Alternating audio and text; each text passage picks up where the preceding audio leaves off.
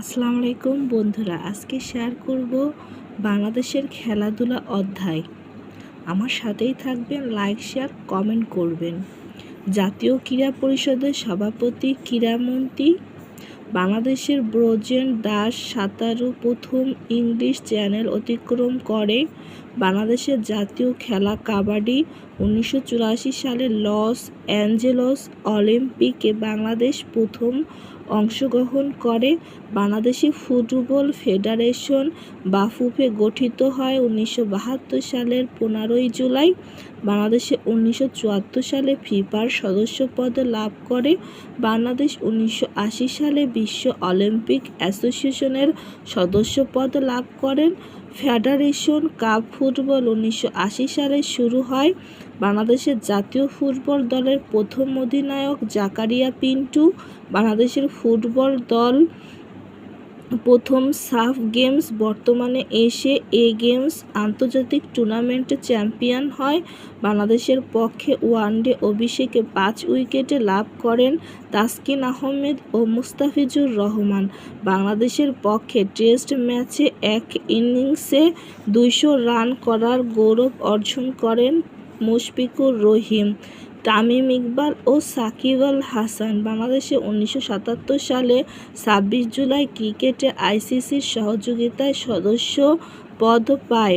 ICC ট্রফিতে বাংলাদেশে প্রথম অংশগ্রহণ করে 1979 সালে।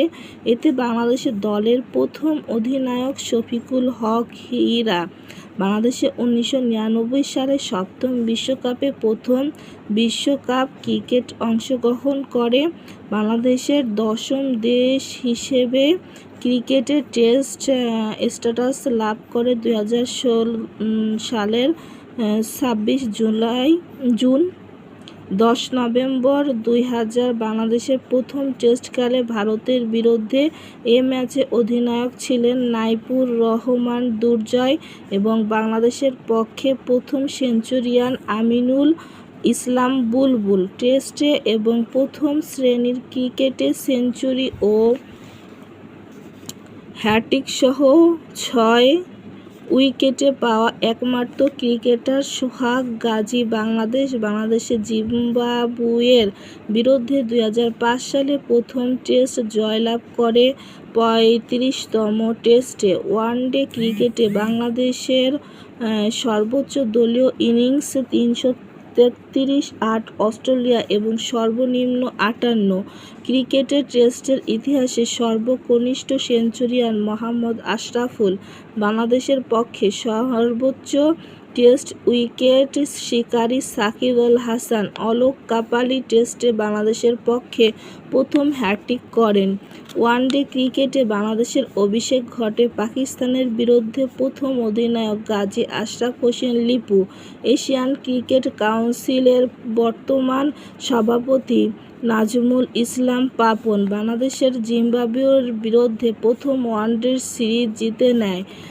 ওয়ানডে ক্রিকেটে পর্যন্ত বাংলাদেশের পক্ষে 5 জন: প্রথম শাহাদাত হোসেন রাজীব, দ্বিতীয় আব্দুর রাজ্জাক, তৃতীয় মোহাম্মদ রুবেল হোসেন, চতুর্থ তাইজুল ইসলাম ও পঞ্চম তাসকিন আহমেদ বলার হ্যাট্রিক করেছেন। ক্রিকেট বিশ্বে ওয়ানডে ও টেস্ট অভিষেক ম্যান অব দ্য ম্যাচ হওয়ায় গৌরব অর্জন করেন মুস্তাফিজুর রহমান। 2016 সালে টি-20 বিশ্বকাপে নিউজিল্যান্ডের বিরুদ্ধে 5 উইকেটে তুললেন মুস্তাফিজুর রহমান। টি-20 বাংলাদেশের প্রথম জয় ওয়েস্ট ইন্ডিজের বিপক্ষে। টি-20 বিশ্বকাপে বাংলাদেশের একমাত্র শতরানকারী তামিম ইকবাল। অবশ্যই আমার চ্যানেলটা সাবস্ক্রাইব করবেন, লাইক শেয়ার কমেন্ট করবেন।